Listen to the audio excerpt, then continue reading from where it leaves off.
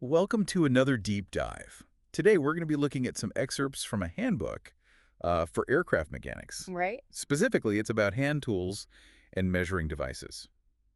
You might be thinking, well, I'm not planning on fixing airplanes anytime soon. Yeah, probably not. But Look at that. even if you never touch a plane's engine, Right. what we're talking about today applies to any field where you need to be precise and you gotta solve problems. That's what I like about these deep dives.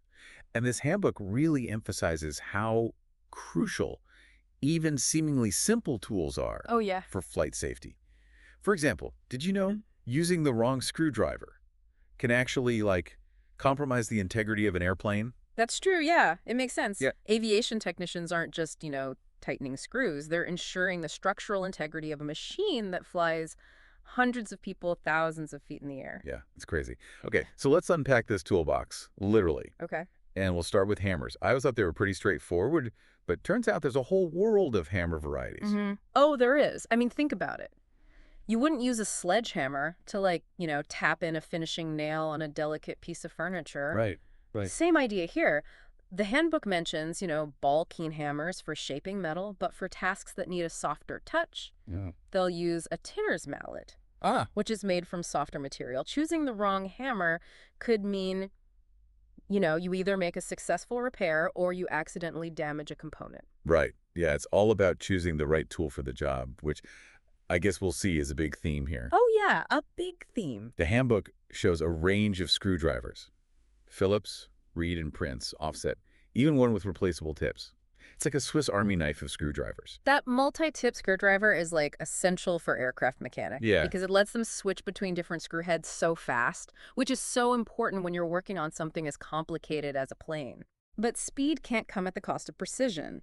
The handbook really emphasizes how using the wrong screwdriver can strip a screw, and on an airplane, you do not want to strip a Right. screw. No, it makes you realize that every tool has a purpose, and knowing when to use which one is just as important as knowing how to use it at all. Exactly. Okay, moving on to pliers. Okay. I have, basic pliers at home, Mm-hmm. but this handbook lists a whole bunch of different types, like duckbill, diagonal cutters, and needle nose. What makes them so unique? They're all designed for a specific task. Imagine you're working on wiring in a tight space behind an instrument panel. Okay. Yeah. You wouldn't want to use big, bulky pliers when you need something like needle nose pliers to get in there and be delicate with those tiny wires. That's true. Everything has its place. It's like a little puzzle piece. Yeah, The exactly. handbook even have a warning about using diagonal cutters. They also call them dikes for anything other than cutting wires. Oh, yeah. So I guess that emphasizes the importance of just following procedures. Right. It seems like a small detail. Yeah. But aviation maintenance is all about precision and doing exactly what you're supposed to do. You can't just, wing it. No. Using a tool for something that's not meant for it could lead to damage or you don't repair it properly. Right. And that's just not a risk you can take with an airplane. No, not at all. All right, now let's talk about a tool I rarely use: punches. Okay. So the handbook mentions prick punches, center punches, and drive punches. Yeah, those are all about making really precise markings. Okay. So imagine you need to drill a hole in a specific spot on a metal panel. Right. You would use a prick punch first to just make a little tiny indentation, like that's your center. Okay. Then you'd use a center punch to make a bigger mark for your drill bit to go in. Okay. And then a drive punch helps you remove pins or fasteners. Wow. Each punch has a very specific job. Yeah. It's interesting how something like marking a spot requires multiple tools in this whole process. Right. It's all about accuracy. Yeah. Okay, speaking of interconnected processes, let's move on to wrenches. Okay. The handbook covers the classic trio: box end, open end, and combination wrenches. Sure. I feel like I've used all three, but I could never really articulate the difference. I think a lot of people are like that. Yeah. A box end wrench completely surrounds the nut or bolt, so it gives you a really good grip, reduces the chance of you rounding off those corners, Right. which is super important in aircraft maintenance. Yeah. Open end wrench is quicker to get on there, Yeah. but you don't get as much grip. And then the combination wrench, it's got, as the name suggests, both ends. Right. Best of both worlds. Exactly. My dad always used a combination wrench, Probably. Yeah. but the handbook also shows some more specialized wrenches, like a crowfoot And a hook spanner? I don't even know what those are for. Those are for like really specific challenges. Like imagine trying to tighten a bolt in a really cramped space where a regular socket wrench just won't fit. That's where you'd use a crowfoot wrench. It's like a socket, but it's open on one side. Okay. And a hook spanner is great for nuts that have those notches around the edges. It's so cool how they came up with these tools to solve specific problems. It is, yeah. Speaking of tools that solve problems, let's talk about torque wrenches. Okay. Those are essential in aviation, right? Oh, yeah. What's the worst that could happen if a bolt is over-tightened on an airplane? Oh, it's not just about making things super tight. Yeah. You know, a torque wrench allows you to apply specific amount of force, Okay. which is so important because over-tightening can actually strip the threads or crack parts. Oh, wow. And if you under-tighten it, it could come loose during flight. Right. Yeah, no, that makes sense. Both bad scenarios. So the torque wrench really is important. Absolutely. The handbook mentions a few types. Dial indicating, the click type, electronic, and deflecting beam. I mean, are those all used for the same purpose? They all want to get that perfect torque. Right. But they all have their own way of doing it, you know? Some are super simple, like the mechanical ones, and then others are digital. You can program them. Okay. But no matter which kind you use, you got to calibrate them regularly to make sure they're accurate. Oh, yeah, because if they're not accurate, then the whole thing's pointless. Exactly. Yeah. Okay. Now let's talk about some tools used for cutting, starting with hacksaws. Okay. I've used one, but I never really thought about the different types or like the science behind choosing the right blade. There's a lot more to it than you think. Yeah. So there's two main styles, pistol grip and straight, Okay. and both use replaceable blades. And choosing the right blade depends on what you're cutting. Right. Like if it has more teeth per inch, it's for thinner materials. Okay. Fewer teeth are better for thicker things. It's like choosing the right sandpaper. Oh, right, right. Too fine and it'll take forever. Yeah. Too coarse and you'll mess everything up. Yeah. I never realized there was so much that went into choosing a hacksaw blade. There is, yeah. It seems like the right tool and the right technique are equally important, which I guess is another big theme here. Yeah, big theme. And with the hacksaw specifically, the handbook also mentions that you got to have steady strokes, and even pressure so you don't break the blade. Exactly. It's not just about using a lot of force. Yeah. It's about doing it right so you get a nice, clean cut. Right, okay. Now, chisels. I always thought those were pretty straightforward, but the handbook mentions all these different types. Yeah. Flat, cape, round nose, and diamond point. It's like chisels are these specialized sculptures of metal. Right. A flat chisel is like your general all-purpose tool, good for cutting and shipping. Okay. A cape chisel, it's like a narrow wedge for making grooves. Okay. Round nose chisel makes rounded edges and slots. And then you've got your diamond point chisel. Right. And that one's for sharp corners and those V-shaped grooves. So each chisel has its own, little niche. They do, yeah. It's amazing how, even with simple tools, they really focus on getting those precise results. They do, yeah. The handbook also mentions using a ball-peen hammer with chisels and holding the chisel at the right angle to avoid hurting yourself or messing up the tool. Safety first, always. Yeah, always. Okay, let's talk about files now. Okay. They're used for smoothing, shaping, and finishing metal surfaces. Right, just getting those perfect finishing touches. Okay. I have some old rusty files in my toolbox. What are some key things I should note to use them right? You got to choose the right type of file. Yeah. So they're categorized by their length, shape, and cut. The cut is how coarse the teeth are. So that's how quickly it's going to remove material. Oh, so choosing sandpaper again. Exactly. Right. You need the right grit for the job. The handbook shows all these different types of files. Flat, mill, square, round, triangular, and half round. There really is a file for everything. There is, yeah. And then there's this special type called a Vixen file. It has curved teeth, and it's designed to file super fast and give you a nice, smooth finish. Okay, so even with something as simple as a file, there's still all this nuance, and you really got to know what you're doing. You do. Yeah, it's not as simple as it looks. All right, so that covers files. What's up next? Let's move on to drills. All right, I've used drills before, but I bet there's more to it than I realize, Oh, definitely. especially when it comes to the precision that they need in aviation. Absolutely. So what kind of drills are we talking about? The handbook talks about 4 main types: hand drills, breast drills, electric drills, and pneumatic drills. Oh, wow. Each powered differently, good for different things. Okay. And what's the most common type? The most common type is the twist drill, and the handbook goes into detail about its parts. The flutes, point, margin, shank, body, and land. That's a lot more parts than I expected. It is. Yeah. I know the pointy end is for drilling, but what are all those other parts for? So those spiral grooves you see on a drill bit, those are the flutes. Right. They're designed to remove the chips of metal as you drill so it doesn't get all clogged up. Oh. So it's a simple feature, but it makes drilling so much easier. And cleaner, I'm sure. Oh, yeah, for sure. You just take it for granted. You do, yeah. It makes you realize that even simple tools have a lot of engineering that goes into them. So much, yeah. And speaking of engineering, the handbook includes this, like, drill size chart. Yeah, it's a big chart. That's probably a little overwhelming. It is. And there's even a drill speed table. You got to get the right speed for the job. Yeah, because I'm sure using the wrong speed could have some, like, bad consequences. Absolutely. You could damage the bit, you could damage what you're working on, and that's not good, especially on an airplane. Especially on an airplane. Yeah. And you have to sharpen drills, too. Yeah. The handbook even has this whole procedure for sharpening drills with this special grinding attachment. Sharpening drills. That sounds pretty complex. You need some practice, but it's important to get the right angles on the cutting edges of the drill bit. Right, correct. And make sure it cuts nice and clean and doesn't overheat. Okay, wow.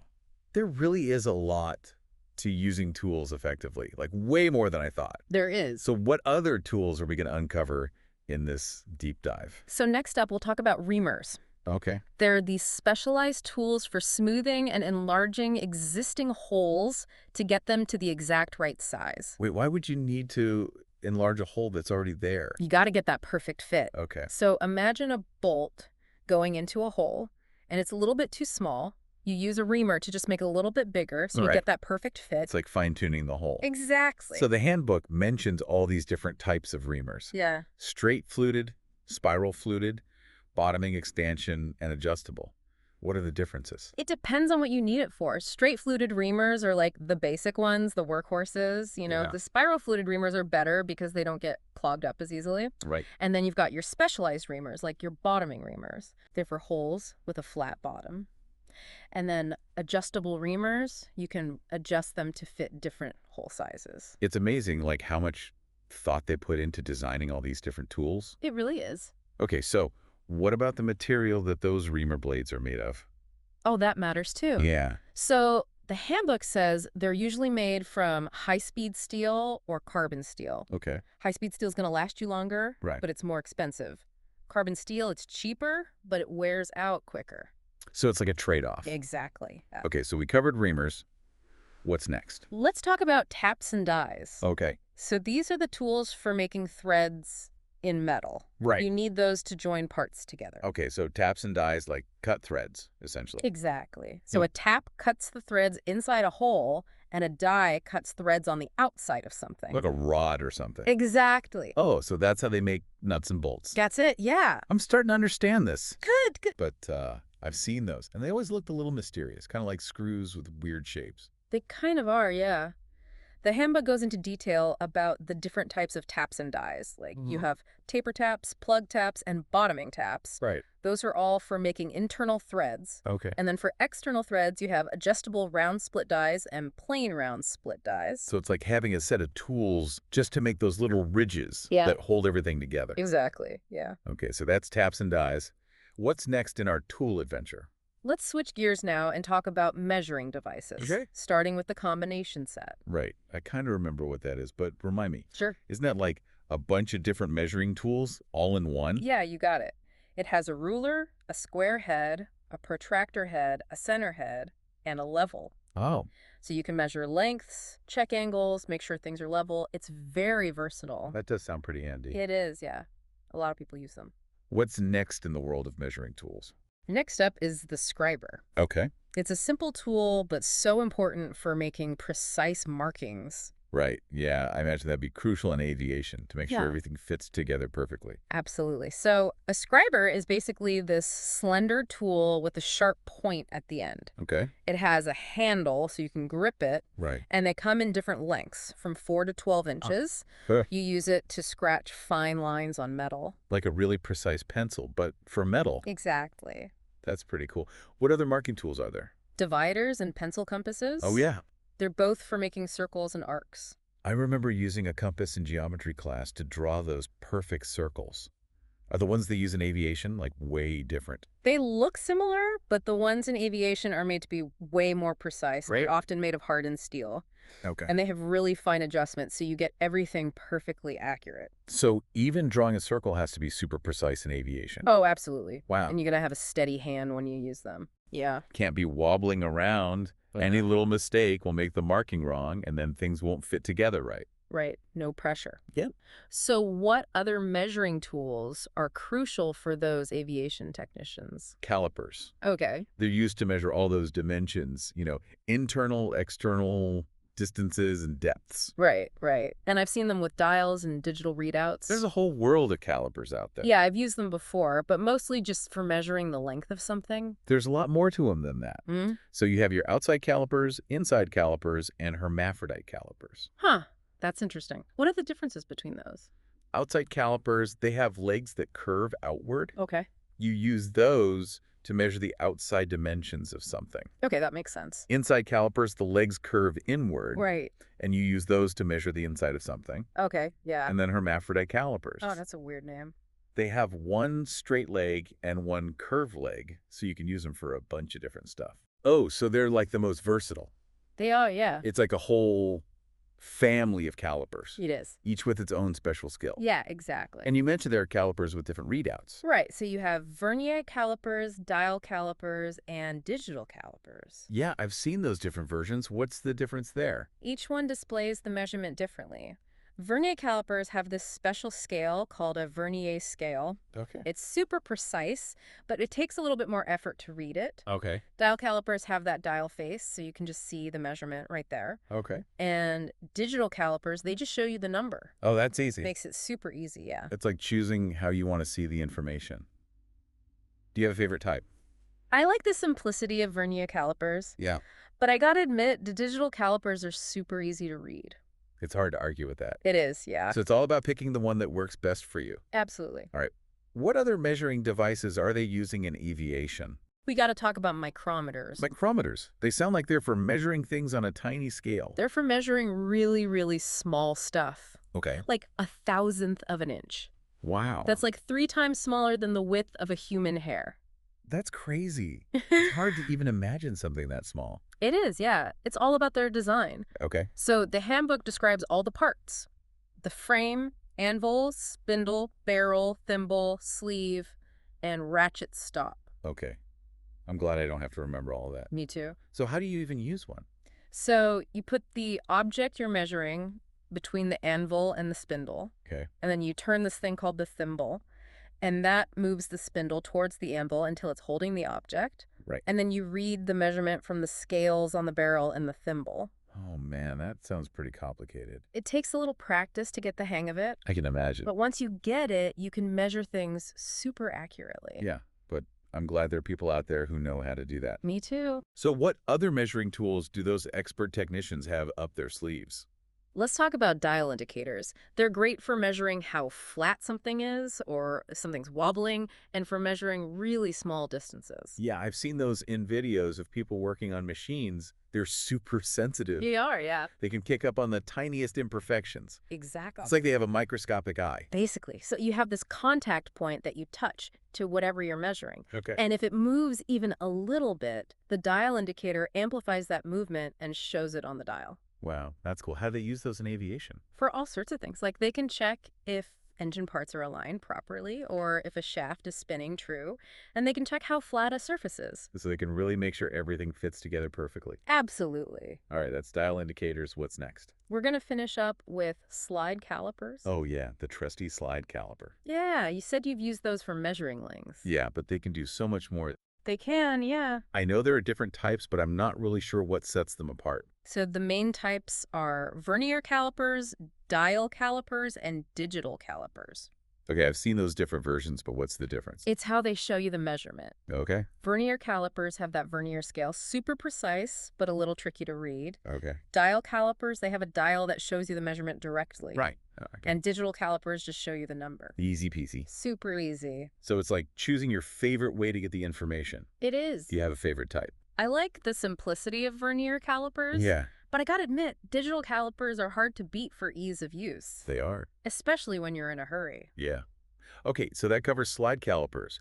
What other measuring devices do aviation technicians use? That pretty much covers the main ones from the handbook. Wow. So we really went from simple rulers all the way to these high-tech micrometers. We did, yeah. It's amazing how many different tools they need just to make sure those airplanes are safe. It really is. I'm starting to see a pattern here. What's that? Precision, Yeah, problem solving, absolutely. and just an insane amount of attention to detail. We got to have it in this field. Yeah. Yeah. And even though we're not all planning on becoming aviation technicians, Right. I think there are some important lessons we can learn from them. Oh, definitely. What are some of those lessons? Like, what can people take away from this, even if they never see an airplane hangar? Exactly. Yeah. I think one of the big things for me is just like, you really got to have the right tool for the job.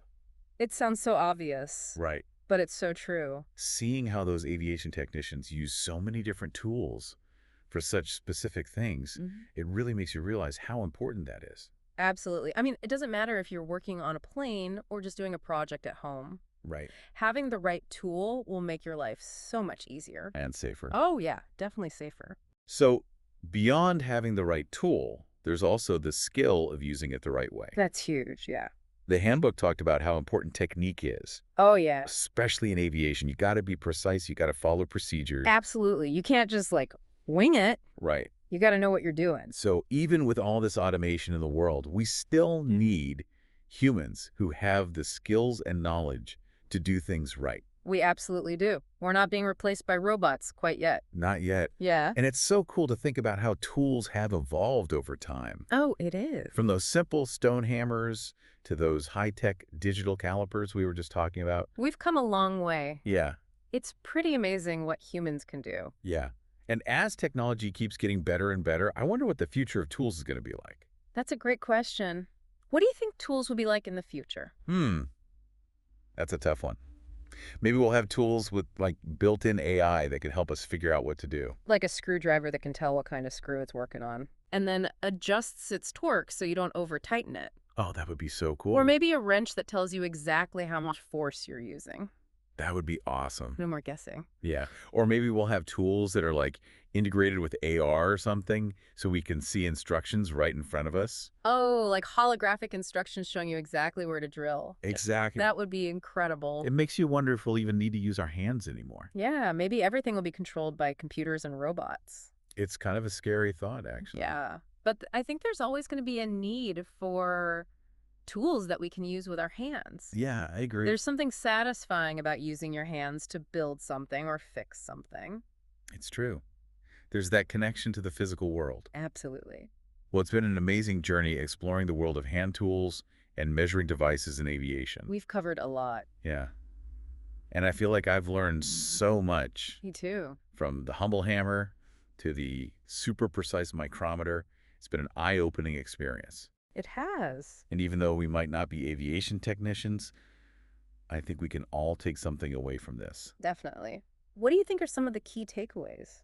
Like, what can people apply to their own lives, even if they never step foot in an airplane hangar?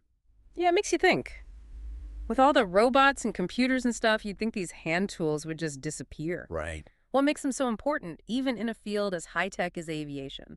Well, one reason is accessibility. You know, sometimes you just can't get a big machine or a computer into a tight space. Right. Sometimes you need a human hand with a good tool to get the job done. It's like trying to, I don't know, thread a needle with a pair of pliers. Exactly. Sometimes you just need that delicate touch.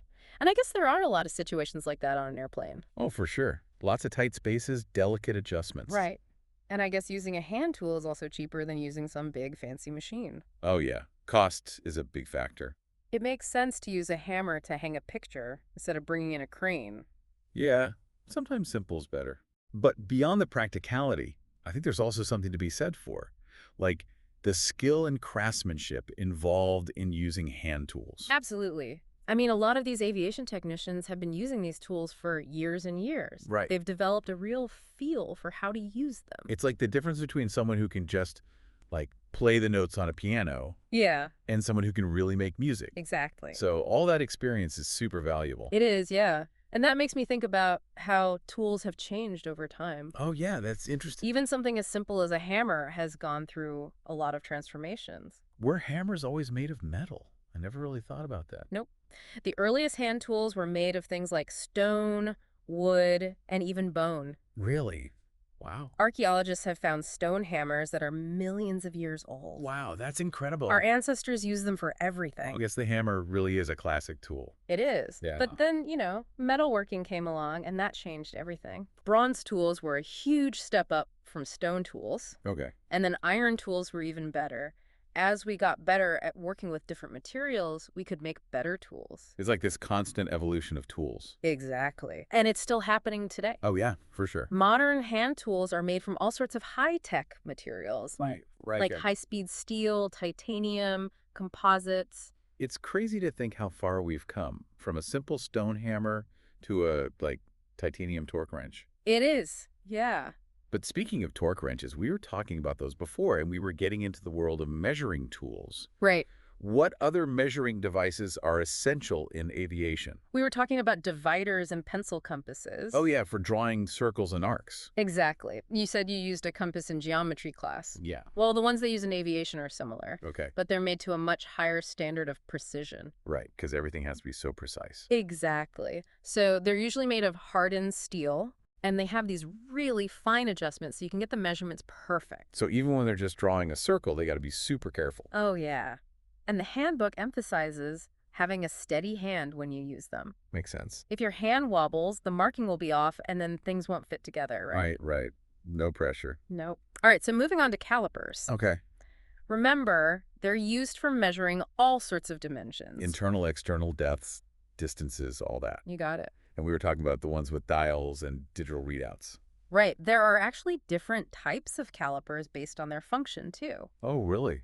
I didn't realize that. Yeah, so you have outside calipers, inside calipers, and hermaphrodite calipers. Hermaphrodite calipers. That's an interesting name. It is, yeah. What are those for? So outside calipers have legs that curve outwards. Okay. You use them to measure the outside of something. Okay. Inside calipers, their legs curve inwards. Right. So you use those to measure the inside of something. Makes sense. And hermaphrodite calipers have one straight leg and one curved leg. Oh, interesting. So they're kind of like the multi-tool of caliper. A jack of all trades. Yeah, exactly. So it's not just about how the measurement is displayed, Right. but also about choosing the right type of caliper for the job.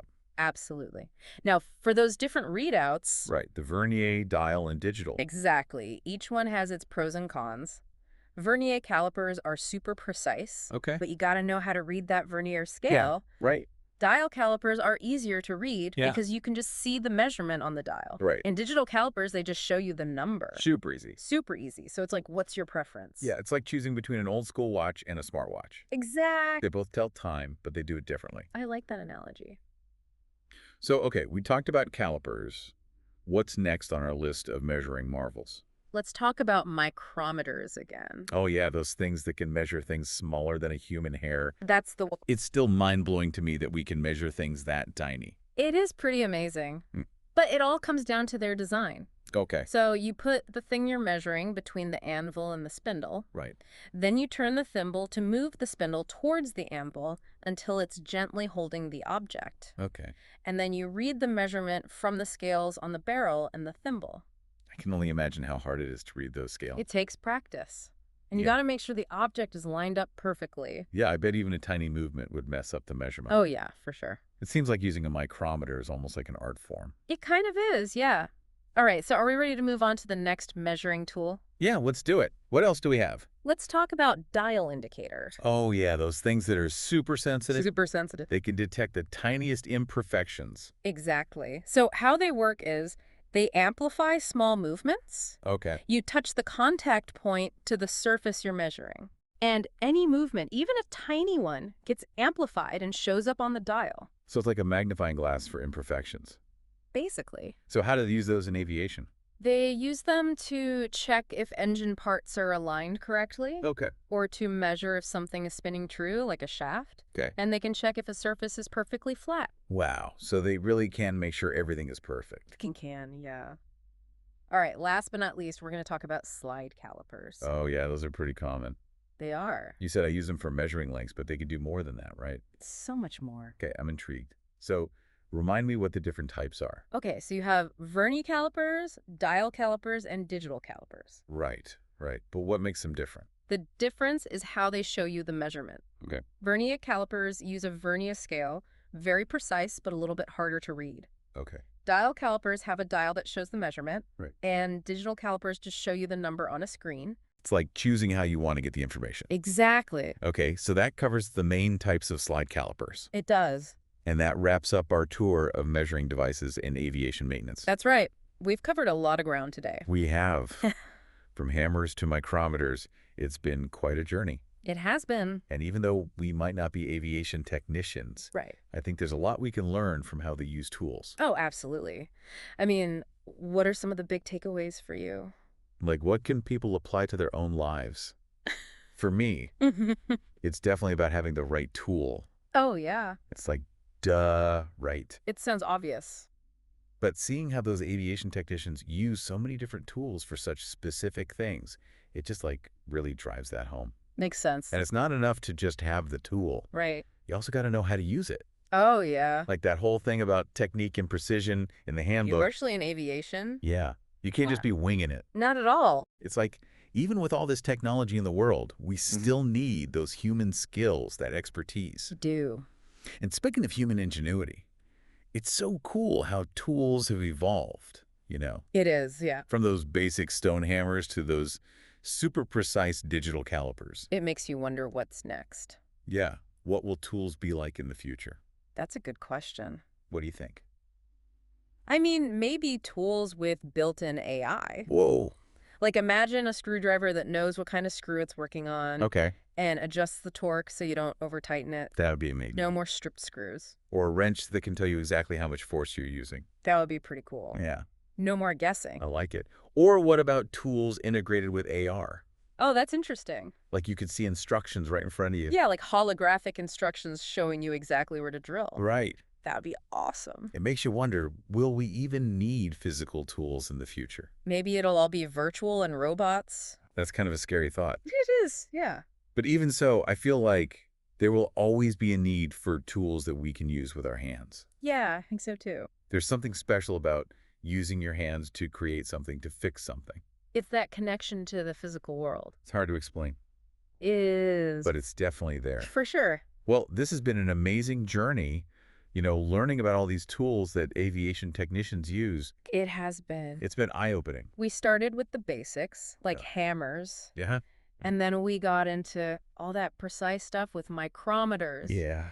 It's amazing how much goes into keeping those planes in the air. It is.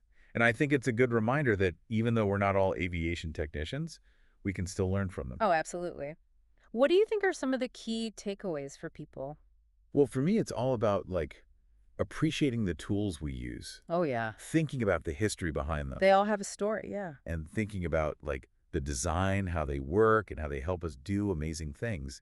Whether you're building a bookshelf or fixing a plane, Exactly. always choose the right tool. Right. Use it carefully Yeah, and never stop learning.